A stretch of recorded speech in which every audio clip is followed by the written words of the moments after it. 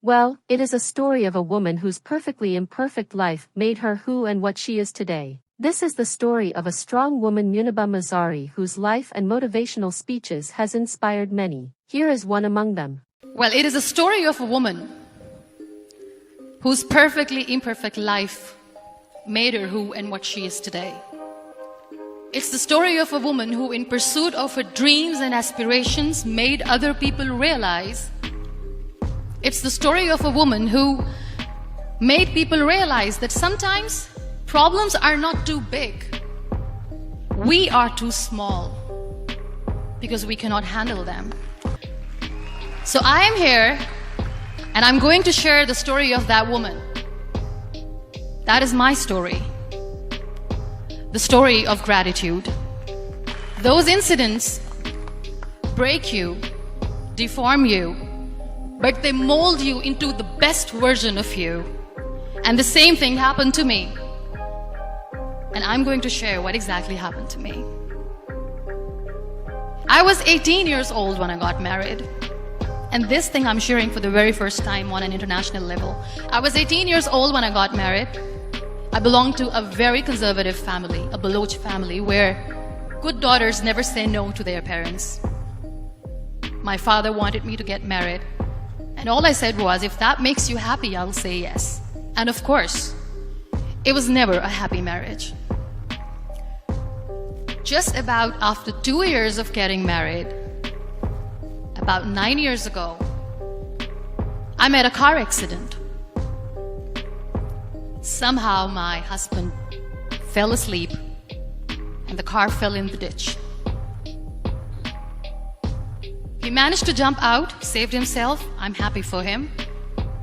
But I stayed inside the car and I sustained a lot of injuries. The list is a bit long. Don't get scared. I'm perfectly fine now. So this accident took place in a far-flung area in the outskirts of a very small province, Balochistan, where there was no first aid, no hospital, no ambulance. I was in the middle of nowhere in that toppled car. Many people came to rescue. They gave me CPR. They dragged me out of the car. And while they were dragging me out, I got the complete transection of my spinal cord. I finally ended up in a hospital where I stayed for 2.5 months. I underwent multiple surgeries. Doctors have put a lot of titanium in my arm. There's a lot of titanium at my back to fix my back. One day, doctor came to me and he said, well, I heard that you wanted to be an artist, but you ended up being a housewife. I have a bad news for you. You won't be able to paint again because your wrist and your arm are so deformed, you won't be able to hold a pen again. And I stayed quiet.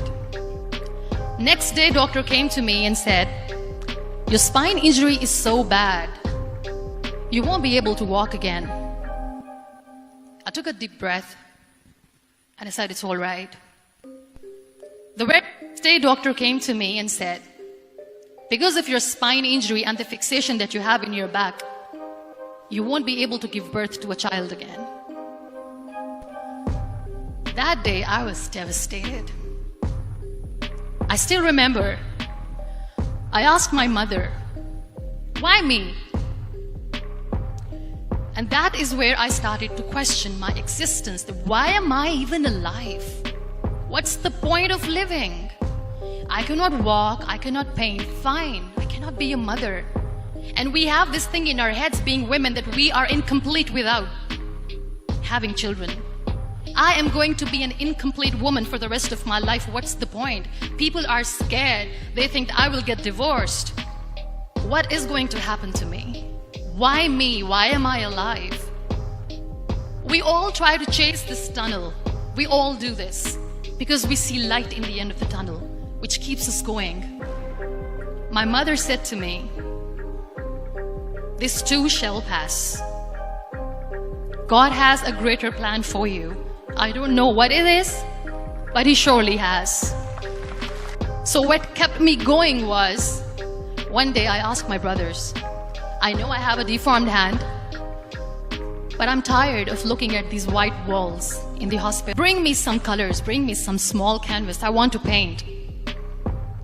So the very first painting I made was on my deathbed, where I painted for the very first time, confined in that one room, looking outside the window, listening to the birds chirping, and thinking maybe there will be a time when we'll be going out with the family and enjoying the nature. That was the time where I realized how lucky people are, but they don't realize. I was a completely different person. I still remember the day I sat on the wheelchair for the first time, knowing that I'm never going to leave this, knowing that I won't be able to walk for the rest of my life. So I have to accept myself the way I am. The sooner the better. So I applied the lip color for the first time. And I erased it. And I cried. And I said, what am I doing? A person on a wheelchair should not do this. What will people say? Clean it up. Put it again. This time I put it for myself. Because I wanted to feel perfect from within. And you know how it all began? That day I decided that I'm going to fight my fears. We all have fears. You know what was my biggest fear? Divorce. I couldn't stand this word. I was trying to cling on to this person who didn't want me anymore, but I said no. I have to make it work. But the day I decided that this is nothing but my fear, I liberated myself by setting him free. My biggest fear, number 2, was I won't be able to be a mother again. And that was quite devastating for me. But then I realized there are so many children in the world, all they want is acceptance. So there is no point of crying, just go and adopt one. So I just told them that this is Muniba Mazari and she wants to adopt a boy or girl whatsoever, but I want to adopt a kid. And I waited patiently. 2 years later, I got this call from a very small sit-in. I got a call and they said, are you Muniba Mazari? There is a baby boy and would you like to adopt? And when I say yes, I could literally feel the labor pain. I said, yes, I am going to adopt him. I am coming to take him home. You'll be surprised to know another bigger fear that I had in me. It was facing people. Because I couldn't stand that sympathy that they had for me. They used to treat me like a patient. And today I'm here speaking to all these amazing people because I have overcome the fear. That's another fear that people on the wheelchair or the people who are differently abled have in their hearts, but they never share. I'll share that with you. The lack of acceptance. People think that they will not be accepted by other people because we, in the world of perfect people, are imperfects. So I decided that instead of starting an NGO for disability awareness, which I know will not help anyone, I started to appear more in public. I started to paint. I always wanted to. I have done a lot of exhibitions. I'm the first wheelchair-bound artist.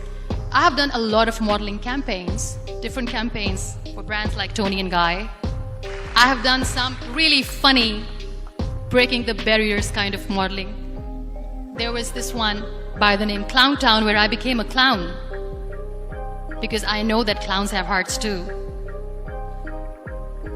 And then I also decided that if I really want to make the difference, I am not going to let people use me for their polio campaigns where they will make you a victim. I decided that I'm going to join the national TV as an anchor person. And I've been doing a lot of shows. Thank you.